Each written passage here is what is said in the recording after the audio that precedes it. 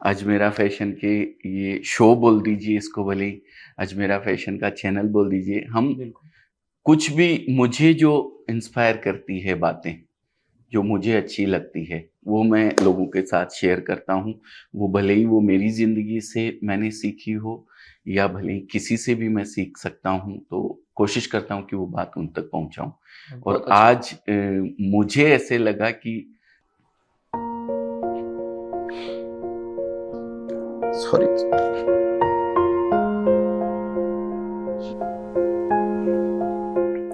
मुझे तो वैसे अच्छा नहीं लग रहा है कि आप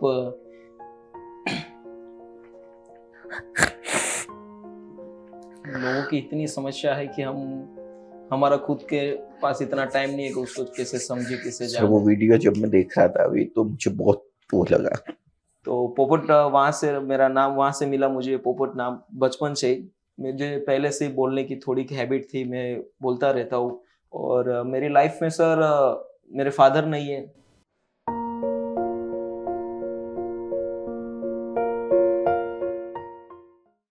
नमस्कार दोस्तों, मैं अजय अजमेरा, अजमेरा फैशन सूरत से एक बार फिर से आप सभी का स्वागत करता हूं आपके अपने यूट्यूब चैनल अजमेरा फैशन में। दोस्तों, हमेशा हम लोग बिजनेस की बातें करते हैं। काफ़ी सारे वीडियोस आप लोग हमेशा देखते हैं।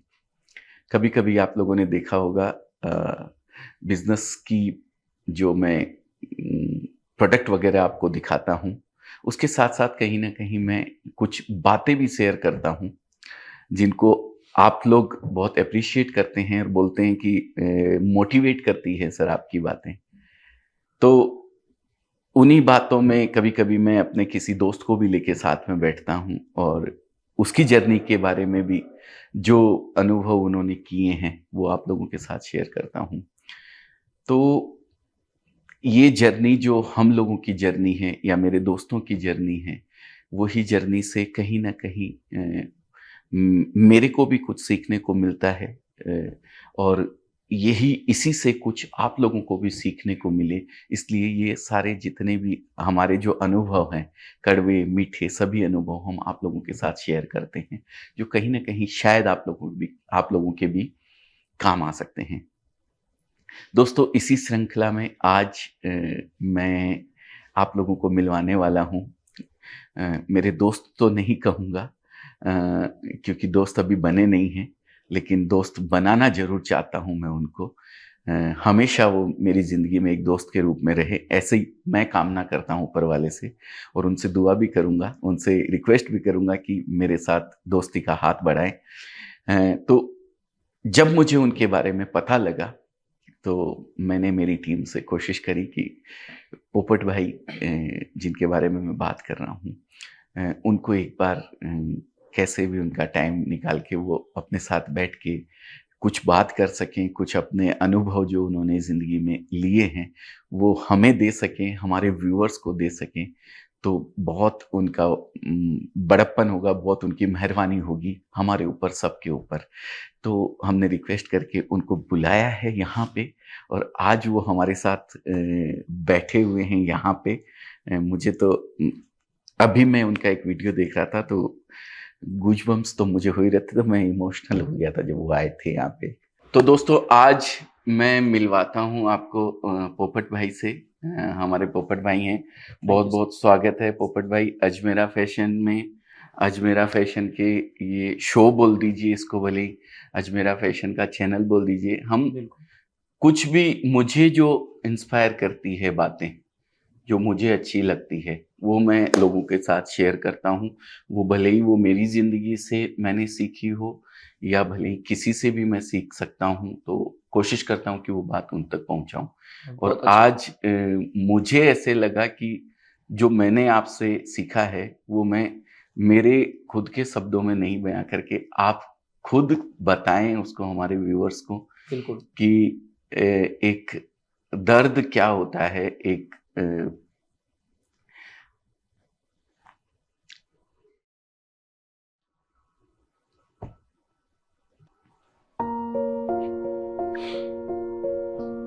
सॉरी।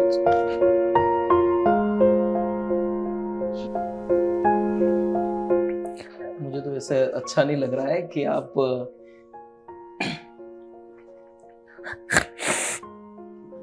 लोगों की इतनी समस्या है कि हमारा खुद के पास इतना टाइम नहीं है कि उसको कैसे समझे, कैसे सर वो जाने। वीडियो जब मैं देख रहा था अभी तो मुझे बहुत वो लगा, कितने दुखी लोग हैं दुनिया में। और हम लोग भूल गए कि भाई हमारे पास में बगल में रहने वाला व्यक्ति इतनी बुरी हालात में रह रहा है, और वो जानने की भी हम कोशिश नहीं, क्योंकि अपनी जिंदगी में हम इतने व्यस्त हो गए। जी बिल्कुल, मुझे बहुत अंदर से एकदम वो लगा सर उस वीडियो को देख के, क्या बताऊं। शायद पहली बार ऐसा हुआ होगा मेरी लाइफ में। थोड़ा इमोशनल मैं हूं, लेकिन जब इस तरीके का कोई सामने आता है तो हो जाता है। उसने कितनी गालियां दी आपको, लेकिन आप फिर भी लगे हुए हैं उसके पीछे। बिल्कुल इंसान का इंसान के प्रति जो एक रवैया होना चाहिए, जो एक व्यवहार होना चाहिए, हमें ईश्वर ने ये मनुष्य जीवन दिया है, तो हमारा भी कुछ फर्ज बनता है कि हम बिल्कुल। कुछ उसके लिए करें। तो वो जो आप कर रहे हैं वो मैं चाहता हूं कि आप ही अपने शब्दों में बताएं, बिल्कुल तो सर। लोगों को बहुत कुछ सीखने को मिलेगा सर आपकी बिल्कुल। जीवनी से। पहले तो बहुत बहुत धन्यवाद कि आपकी इस सोशल मीडिया, जहाँ से मुझे Ajmera fashion YouTube channel, Facebook, Instagram, यहाँ पे आने का मुझे मौका मिला। और जितनी भी जनता अभी मुझे देख रही है, मैंने देखा आपका चैनल जो महिलाओं के प्रति, ऐसे लोगों के प्रति अभी काम कर रहे हैं, जो एक बिजनेस, आप एक बिजनेसमैन तो हो ही, बट साथ साथ लोगों के साथ में रख के लोगों को कैसे बिजनेसमैन बनाया जाता है, वो आज मैंने आपसे भी बहुत कुछ सीखा है कि एक व्यक्ति को सब कुछ, वैसे हम भगवान तो हमें सब कुछ सोच समझ के यहाँ पे भेज दिया, बट अपना खुद का घर चलाने के लिए कुछ ना कुछ पैसे की भी जरूरत होती है, और पैसा तो ऐसे नहीं मिलता है, काम करना पड़ता है। बट आप काम के लिए जो लोगों को इंस्पायर करते हो, उसके लिए बहुत बहुत धन्यवाद कि आज हमारी हमारी पूरी जो टीम काम कर रही है, पर साथ साथ में आपकी पूरी भी टीम, भले हम वैसे लोगों के लिए करें जिसका कोई नहीं है, बट आप ऐसे लोगों के लिए कर रहे हो कि जो लोग मन से हारे हुए हैं, कुछ बिजनेस करना चाहते हैं बट आगे नहीं बढ़ रहे, बट आप उसको इंस्पायर कर रहे हो। उसके लिए बहुत बहुत धन्यवाद sir. Thank you. Sir thank you. देखिए आप जो कर रहे हैं उसके आगे हमारा किया तो 0.001% भी मैं नहीं मानता हूँ। देखिए हमारा बिजनेस है, उस बिजनेस में हम कुछ परसेंट किसी का भला करने की बिल्कुल। कोशिश करते हैं कि शायद कहीं ना कहीं वो किसी के काम आ जाए और वो भी अपना जीवन आगे चला सके। बिल्कुल। बट आप जो कर रहे हो सर वो निस्वार्थ भाव से कर रहे हो, बिल्कुल। किसी के लिए आपका कोई बिजनेस नहीं है वो, बिल्कुल। आपका किसी तरीके से उससे आपका पेट भरने वाला नहीं है, फिर भी आप वो काम किए जा रहे हो। आपकी संस्था पोपट भाई चैरिटेबल फाउंडेशन, जो मैंने देखा है कि भाई आप ऐसे ऐसे लोगों को रोड पे से उठाते हैं जो मानसिक रूप से बीमार होते हैं और जिनको खाने के लिए कुछ नहीं मिलता है, वो उनको कोई दे देता है तो वो खा लेते हैं। उनका कोई घर नहीं होता है, वो झूठ भी बोलते हैं, इतना तक भी होता है। मैंने वीडियोस देखे आपके कि वो झूठ बोलते हैं, मेरा घर आगे है यहीं कहीं। आप वहां भी जाके उनको देखते हो कि कहाँ है वो। एक मासी का आपने बताया, कल का ही वीडियो था। खेड़ा। एक वीडियो मैंने वो कन्नू भाई टेलर का भी देखा, एकदम इमोशनल मैं भी हो गया था उस वीडियो को तो देख के एकदम, कि दुनिया दुखी लोगों से भरी पड़ी है। बिल्कुल सर। मतलब दुख तकलीफ किसी को भी कम नहीं है, सबको होता है, लेकिन उस दुख को समझना जो है ना बहुत बड़ी चीज है। उस दुख में अपने आप को उतार लेना बहुत बड़ी चीज होती है कि मैं अगर यहाँ होता तो मेरे पे क्या बीत रही होती। बिल्कुल। ये बहुत बड़ी चीज है। आप वो, मैं जो समझता हूँ, जो मैंने देखा है आज तक आपके चैनल के माध्यम से, मिलने का तो पहली बार मौका मिला है, लेकिन मैं जो समझता हूँ आप अपने आप को वहां उतार लेते हो और फिर आप सोच के उसके साथ काम करते हो। बिल्कुल। और वही जो पता नहीं मेरे अंदर भगवान कुदरत ने जो कुछ भी मेरे विचारों के साथ, पहले से मेरी लाइफ उसी उतार चढ़ाव के साथ मैंने जी है, और अभी भी उसी उतार चढ़ाव के साथ लोगों के प्रति भी वही भाव रखता हूँ।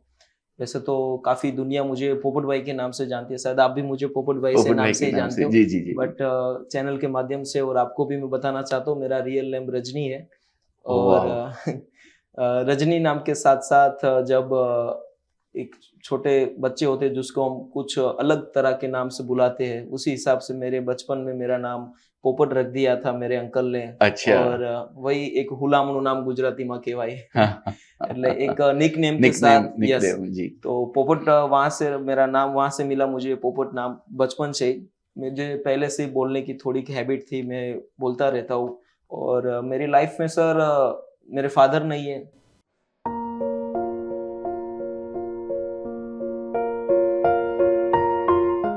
और बचपन से मैंने उसको देखा भी नहीं है ओह, कि वो कैसे दिखते थे। उसका एक भी विचार मेरे माइंड में नहीं है कि मेरे फादर के प्रति कि वो एक पापा का प्यार क्या होता है, वो मैंने महसूस नहीं किया है। ओह, और मम्मी की स्ट्रगल पहले से देखी है।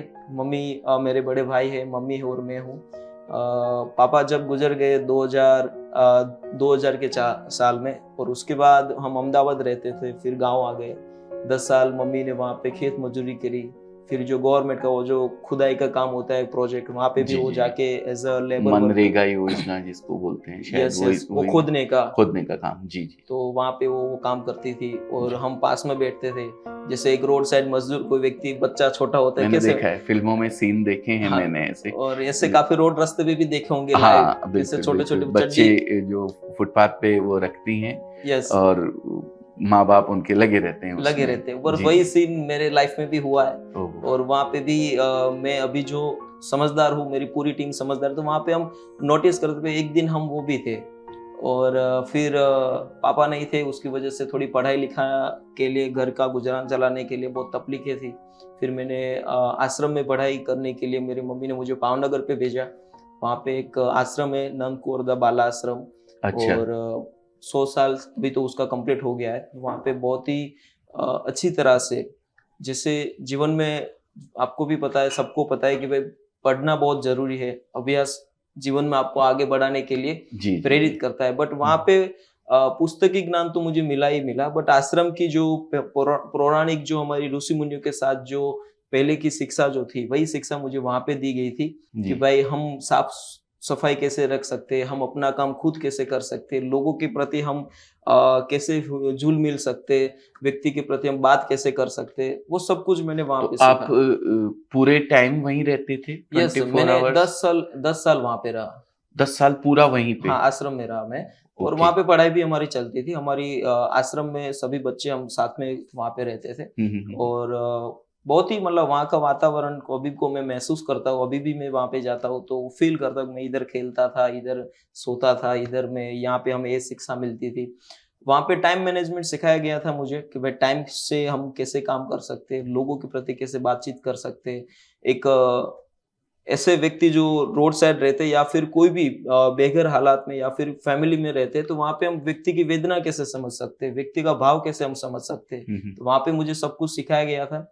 आश्रम में मैंने पढ़ाई की, वहाँ पे ही सब कुछ, अभी जो कुछ भी मैं हूँ वही आश्रम की एजुकेशन के कारण ही हूँ। वैसे तो मैंने ज्यादा पढ़ाई भी नहीं की है। तो आश्रम में जब थे फिर उसके बाद आप पढ़ाई कहाँ तक की? उसमें कोई क्लास वगैरह होती थी आपके नहीं नहीं, आश्रम में? जैसे हम नॉर्मल 1 से लेके 12 दौरान तक हम पढ़ाई करते, वही लाइफ वहीं पे नॉर्मल थी। बट साथ साथ में एजुकेशन जो, तो हम पुस्तकी ज्ञान तो हमें मिलता ही था, हम्म। बट प्रैक्टिकल लाइफ में हम कैसे हम जी सकते, वहां पे वो सब कुछ भी सिखाया जाता था। बराबर है। जो जीवन जरूरियात शिक्षा होती शिक्षा है, होती एक है। जीवन जीने के लिए आदमी को बिल्कुल जो जिंदगी में जो चाहिए होता है, दुनियादारी बिल्कुल जिसको बोलते बिल्कुल। हैं, वो भी और वहां सिखाई वहाँ पे जाती थी। सबसे बड़ी बात मैंने वहाँ पे ये सीखी है कि हर कोई व्यक्ति आगे बढ़ना चाहता है। हर एक मनुष्य के अंदर एक विचार आता है कि मुझे कुछ करना है, लोगों के लिए करना है, व्यक्ति के लिए कुछ ना कुछ तो मुझे करके जाना है। बट व्यक्ति अपने शर्म से हिसाब से व्यक्ति अपने आप को वहाँ पे, अपनी जो बुद्धिमत्ता है वहाँ पे वो संकोचित कर देता है कि मुझे मुझे ये क्या कहेगा, समाज मुझे क्या कहेंगे, परिवार वाले क्या कहेंगे, मैं ये करूंगा तो लोग मुझे क्या कहेंगे। तो मैं शर्म जो होती है हमारे अंदर, हाँ वो हाँ, शर्म वहां से मैंने निकाल दी। क्योंकि बराबर है। व्यक्ति एक सर ने भी बहुत बड़ी लाइन बोली है कि सबसे बड़ा हीरो क्या कहेंगे लोग। लोग, हाँ हाँ, और वो लोगों के प्रति जो हम जो कुछ भी कर रहे हैं, हम अपनी संतुष्टि के लिए, अपनी आत्मा की संतुष्टि के लिए हम काम कर रहे हैं। बोले अच्छा बुरा वो परिणाम कुदरत देगा हमें। बराबर बट है। अंदर की जो शर्म होती है ना, व्यक्ति को आगे बढ़ने में बहुत ही प्रॉब्लम करती है। और वो वहां से मैंने टोटली वहां से निकाल दी उसको कि क्लीन कर दिया। बिल्कुल clean लोग कर दिया। क्या कहेंगे मुझे ये नहीं सोचना सोचना है परिवार वाले क्या कहेंगे, समाज वाले क्या कहेंगे, दुनिया क्या कहेंगी, मेरे आसपास वाले क्या कहेंगे। जो कहना होगा, हम अच्छा करेंगे तो भी कहेंगे, बुरा करेंगे तो भी कहेंगे, और कुछ नहीं करेंगे तो भी कहेंगे। लोगों तो काम ही कहना। सर मैंने एक चीज सुनी है, मैं ऐसे बोलता भी हूँ, शादी में आप 50 स्टॉल लगा लीजिए, चाहे 100 स्टॉल लगा लीजिए, अगर पापड़ नहीं होगा ना तो वो कितना भी खा के आएगा, लास्ट में यही कहेगा अरे पापड़ का स्टॉल तो था ही नहीं। कम था। तो लोगों का तो काम है सर बिल्कुल। कहने का, आप चाहे कुछ भी कर दीजिए, बिल्कुल आपको लोग कहेंगे ही कहेंगे। बिल्कुल तो आप कीजिए वो जो आपके मन की आपको अंदर से खुशी देती हो, खुशी मिले। और आपने उस काम को चूज किया सर, आप बिल्कुल। वो काम कर रहे हैं।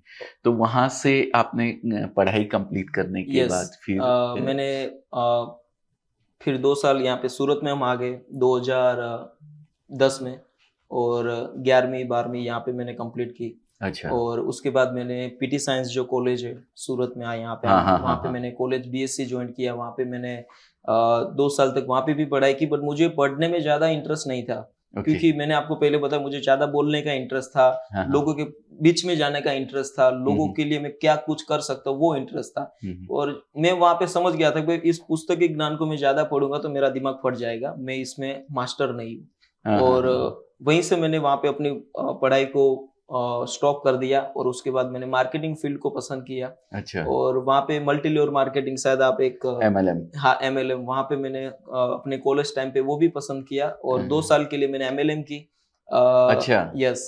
और उसके साथ साथ वहाँ पे मुझे सिखाया गया था कि आप अपने दिमाग को कैसे यूज कर सकते हो। हाँ हाँ हाँ, आपको भी शायद पता होगा सबकॉन्शियस माइंड, हाँ हाँ, जो हम सबकॉन्शियस माइंड, जी सबकॉन्शियस जी, माइंड, वहाँ पे सब कुछ वहाँ पे वो सिखाया जाता था कि व्यक्ति के प्रति हम कैसे आकर्षित हो सकते हैं।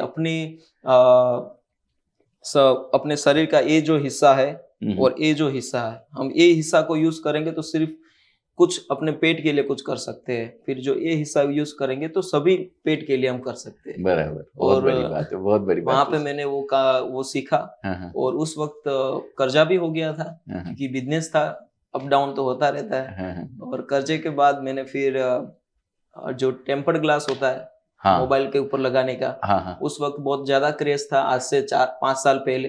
और नया नया मार्केट में आया था टेम्पर्ड ग्लास मोबाइल के सेफ्टी के लिए, तो लोग मार्केट में 150, 200, 250 रुपया ले रहे थे। हाँ हाँ, और वो मार्केट को मैंने सर्च किया, कहाँ से माल आता है, कैसे आता है। फिर मुझे लग रहा था कि ये लोगों को, जो दुकानदार है वो पैसा ले रहा है, वो अपनी दुकान के लिए सही है, बट एक्चुअल में कितना होता है, 50 रुपया, 60 रुपया, 100 रुपया, ज्यादा से ज्यादा। हाँ हाँ, तो फिर मैंने अपने साथी मित्रों के साथ एक टेम्पर्ड ग्लास की शुरुआत की।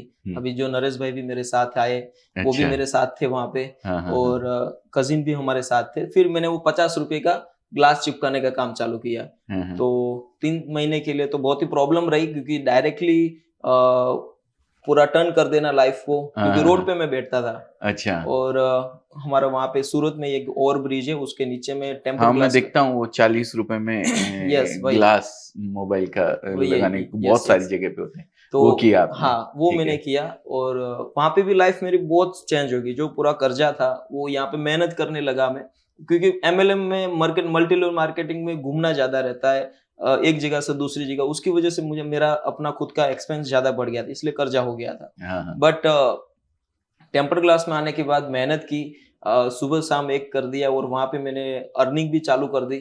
और ओके, बहुत ही अच्छी कुदरत की दया से, लोगों के सपोर्ट से वहां से मैं ज्यादा कमाने भी लगा। बहुत टोटल जो भी कोई कर्जा था वो निकल गया। फैमिली में भी अब सपोर्ट कर रहे थे कि भाई व्यक्ति आगे बढ़ रहा है, उसको सपोर्ट करना चाहिए।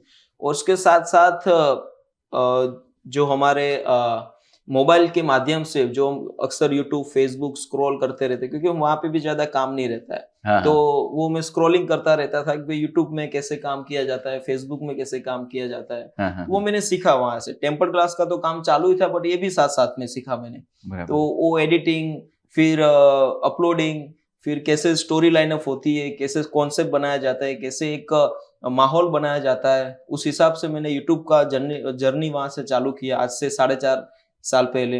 और उसके बाद मैंने अपनी, मेरे नाम से, मैं जो पोपट भाई नाम है वही नाम से मैंने चैनल चालू की। हाँ हाँ, और कॉमेडी वीडियो बनाता था मैं।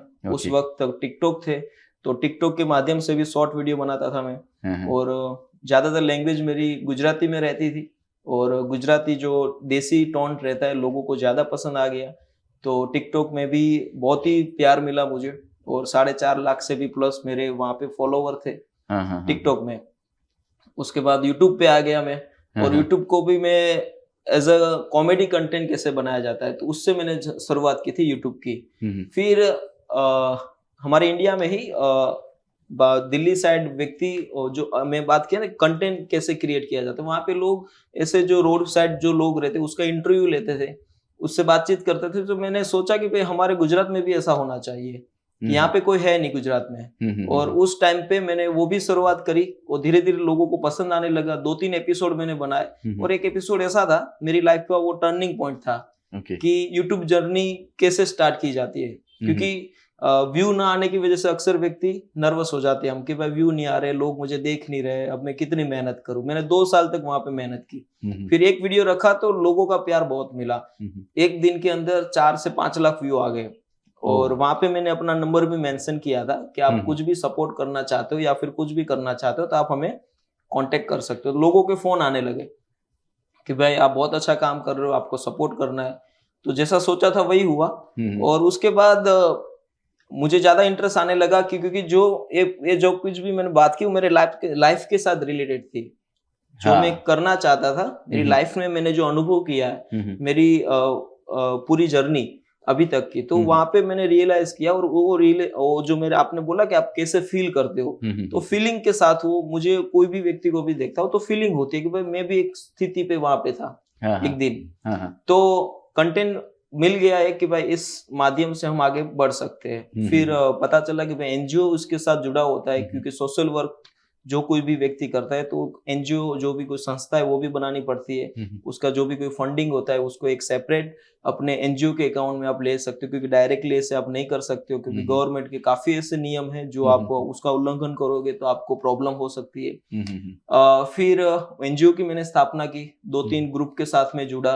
वो ग्रुप का साथ जुड़ने के बाद हमारे जितने भी साथी जो लोग उस टाइम पे थे, हमारे विचार नहीं मिल रहे थे कि भाई मैं ये करना चाहता हूँ, तो मेरे साथ दूसरा रहता है तो वो बोलते हैं मैं ये करना चाहता हूँ।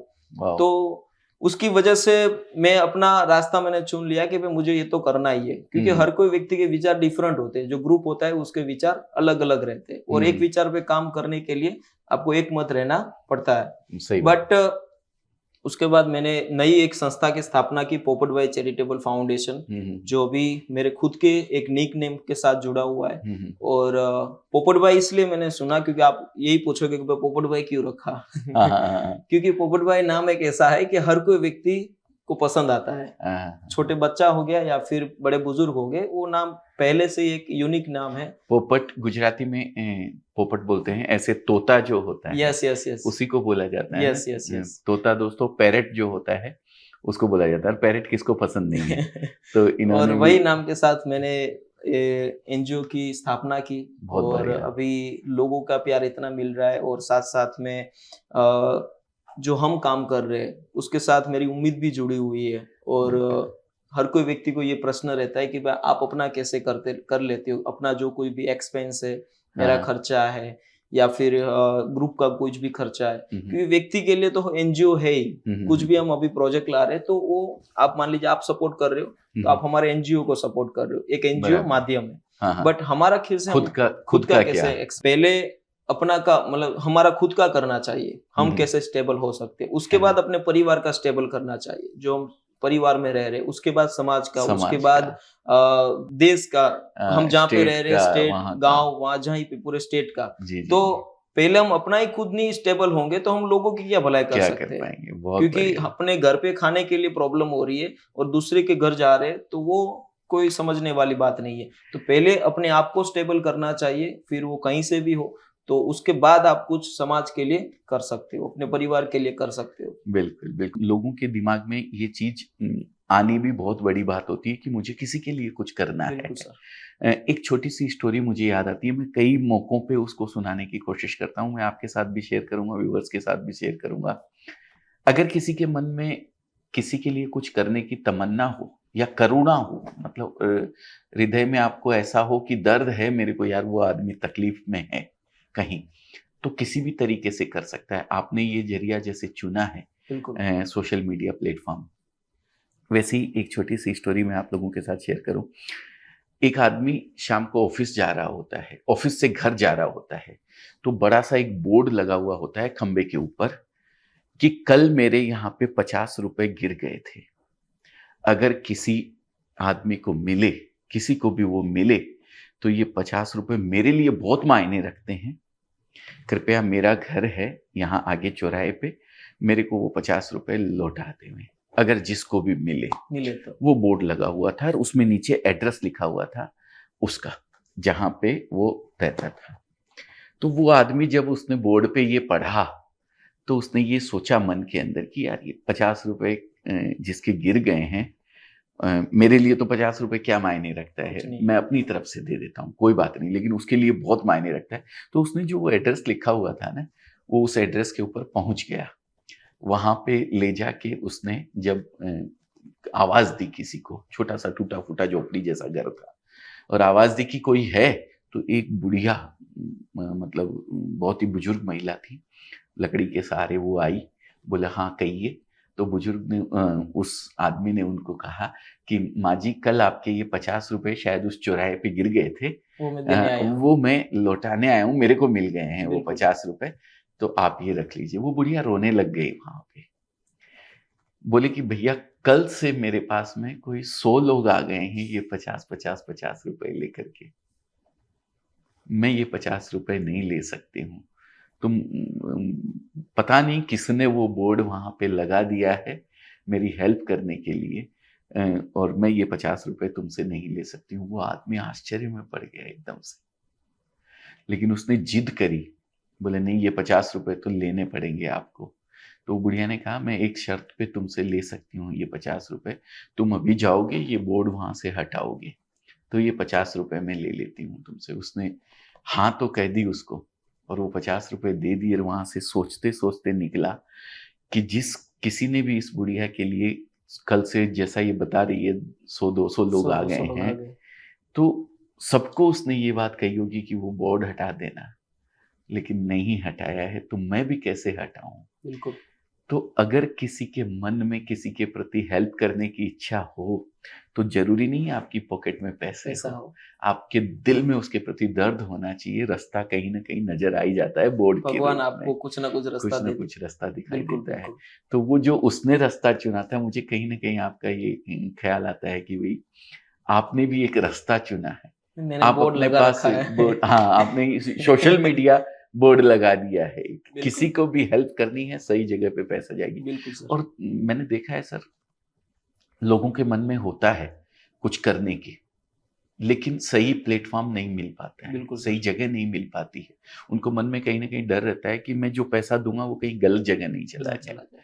लेकिन आपने एक प्लेटफॉर्म क्रिएट किया है सोशल मीडिया प्लेटफॉर्म के यस थ्रू। यस। आप क्या नाम अपने चैनल सोशल का? मीडिया सोशल आश्रम। सोशल मीडिया आश्रम आपने बिल्कुल। ये बनाया है, और ये इनिशिएटिव लिया है। सबसे बड़ी बात तो मैंने देखा आपके वीडियोस के अंदर, आप जो वो भी किसी व्यक्ति को लेके जाते हैं, तो सबसे पहले पुलिस में उसको यस। वो करवाते हैं आप, बिल्कुल, तो वेरिफिकेशन। हाँ, वेरिफिकेशन करवाते हैं। क्या क्या है ये सब चीज, जरा आप हमारे व्यूअर्स को बिल्कुल बताएं। बिल्कुल, मैं अक्सर अपने वीडियो के माध्यम से भी बताता हूँ कि आप किसी भी व्यक्ति की मदद कर रहे हो, खास करके वैसे होमलेस पर्सन, हाँ, बिनवारसी पर्सन, जी, जिसका कोई नहीं है, हाँ, हाँ, तो आपके एरिया में से उसको वहां से आप ले जा रहे हो, तो आपकी नजदीकी कोई स्थानिक जगह पे जो कोई पुलिस थाना है, वहां पे आप अर्जी दे दीजिए कि भाई ये व्यक्ति को मैं यहाँ से लेके, ये लेटर में लिख के दे दीजिए कि भाई मैं इस संस्था में डाल रहा हूँ या फिर यहाँ पे भर्ती करवा रहा हूँ, कि जिसकी वजह से शायद वो फैमिली, वो पुलिस, क्योंकि हमारे पास पुलिस के अलावा सुरक्षा का कोई दूसरा माध्यम है नहीं। हाँ, हाँ, किसी भी पारिवारिक सिचुएशन में कोई व्यक्ति गुम हो गया है, तो हम पुलिस में अर्जी करवाते हैं कि भाई मेरा आदमी यहाँ से गुम हो गया है, तो डायरेक्ट पुलिस थाना से दूसरी पुलिस थाने में उसका डेटा चला जाता है कि भाई यहाँ पे एक आदमी रोड से लेके यहाँ तक हमने पहुंचा दिया है। तो गवर्नमेंट की ये जो नीति नियम है, ये जो रूल्स है, उसको सभी लोगों को फॉलो करना चाहिए, क्योंकि आसानी हो जाती है। बिल्कुल बिल्कुल। दोस्तों, बातों का सिलसिला तो बहुत देर तक चलने वाला है। वीडियोस भी काफ़ी बड़े होने वाले हैं, तो आप जाइएगा नहीं। हम नेक्स्ट वीडियो के अंदर ये जर्नी को फिर से कंटिन्यू करेंगे बिल्कुल। और आपको बताएंगे कि पोपट भाई अभी क्या करते हैं।